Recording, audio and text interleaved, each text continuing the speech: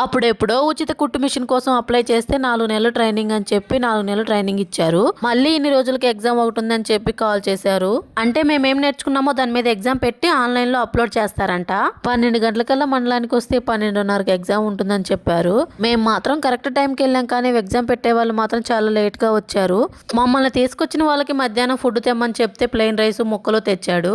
ఆ ముక్కలు మేము తినలేక బై రోడ్కే పెట్టాము. ఈ ఎగ్జామ్ కి కంపల్సరీగా హాజరైతేనే ఫ్రీ మిషన్ ఇస్తామని చెప్పారు. ఒక ఆవిడైతే 2 నెలల పసికందుని తీసుకొని వచ్చింది. ఏం చేద్దాం, 4 నెలల ట్రైనింగ్ వేస్ట్ గా పోతుంది కదా. రిటర్న్ ఎగ్జామ్ ఒకటి పెట్టారు, ఇంకోటేమో నేర్చుకున్నది కుట్టి చూపించమని చెప్పారు. ఆ రిటర్న్ ఎగ్జామ్ అయితే అచ్చ తెలుగులో ఉంది. ఆ అచ్చ తెలుగు మాకు అసలు ఏమీ అర్థం కాలేదు. అదేదో సంస్కృతం భాషలో ఉంది. మా ఊరు నుంచి ఒక ముగ్గురిని అప్లై చేసుకోమని చెప్పారు. ఆ ముగ్గురులో నేను ఒకదాని అనమాట.